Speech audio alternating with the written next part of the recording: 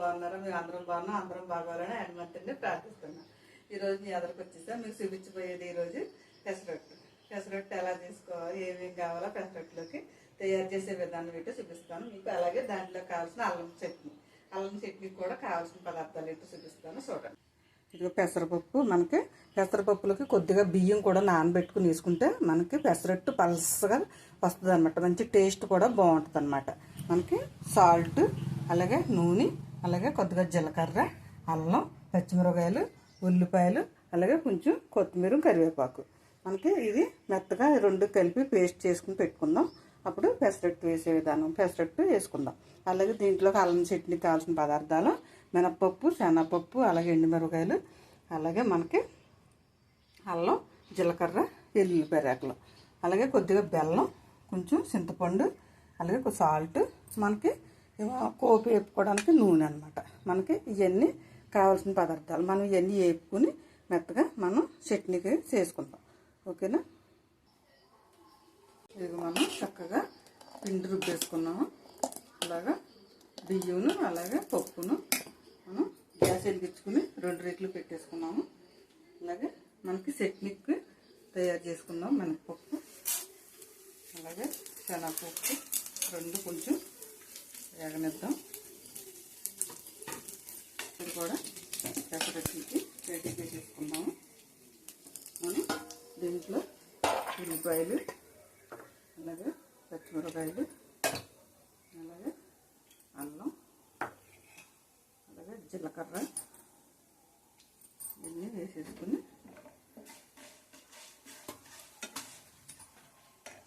మనకి పప్పులు అవి వేగినాయి కదా, వీటిలోనే ఎండుమిరపకాయలు, అలాగే ఇది అలాగే ఒక వేసేసుకుని మనకి అల్లం ఘాటుగా ఉంటుంది కాబట్టి మిరపకాయలు తొక్కు వేసుకుని చేసుకోండి. మీకు కారాన్ని పెట్టి మనకి వేగుకొని గట్టి కట్టేస్తున్నాను. వేడికి మనకి సరిపోతాయి అన్నమాట. వేడికి వేగిపోతాయి.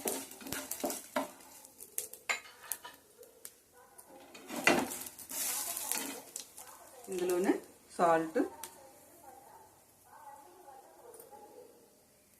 వేసుకొని చేసి చల్లారని ఇచ్చేప్పుడు చట్నీ కూడా మనం దీంట్లోనే కొద్దిగా నూనె చుక్క, అలాగే కొంచెం లైట్గా సాల్ట్, మంచి టేస్ట్ వస్తుంది. ఉల్లిపాయలు అవి చక్కగా ఉడుతాయి అన్నమాట. ఇలాగా మనం మెత్తగా ఇలా కలుపుకొని వేసుకోవాలన్నమాట.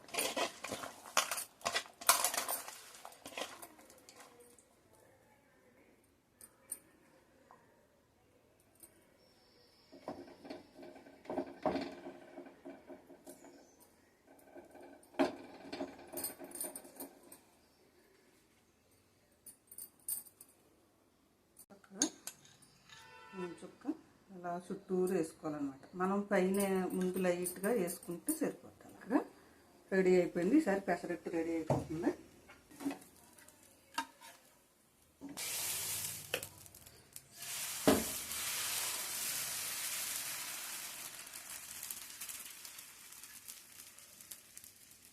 మనకి చక్కగా పెసరట్టు దోశలాగా పలసగా వేసుకుంటే మంచిగా వస్తుంది అన్నమాట. చక్కగా ఉల్లిపాయ ముక్కలు, పచ్చిమిరపకాయ ముక్కలు ఇవన్నీ కూడా వేసాం కదా, దీంట్లో కూడా కొద్దిగా నూనె, ఉప్పు కూడా లైట్గా వేసాం కాబట్టి మంచి టేస్ట్ వస్తుంది అన్నమాట. మనం ఈ ఉల్లిపాయ ముక్కలు కూడా ఊడిపోకుండా ఉండాలంటే లైట్గా పిండి వేసుకుని ఇలాగ అనుకుంటే ఉల్లిపాయ ముక్కలు తిరగేసినప్పుడు కూడా మనకి ఊడిపోకుండా ఉంటాయి అన్నమాట. ఇవన్నీ మళ్ళీ పైకి తోసేసుకుని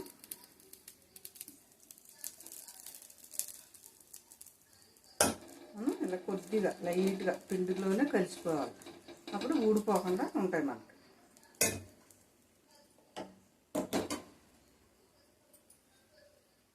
దీనిపైన కొంచెం నూనె చుట్టూరు మనం అడిగిన నూనె వేయకూడదు. అడిగిన నూనె వేస్తే మనకు చెప్పినట్టు రాదనమాట. పెసరట్టు పలసగా రావాలంటే ఇంకా చిన్ని కాబట్టి చిన్ని వేసుకోవచ్చు, పెద్దవి కాబట్టి పెద్దవి వేసుకోవచ్చు. నేనైతే ఇలా వేస్తున్నాను.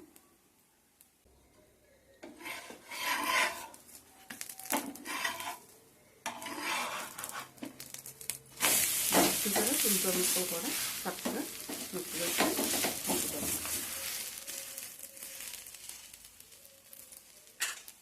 2 ఒకసారి ఉల్లిపాయ ముక్కలు ఎక్కువ వాడలేదు, చూసారా చక్కగా కాలింది.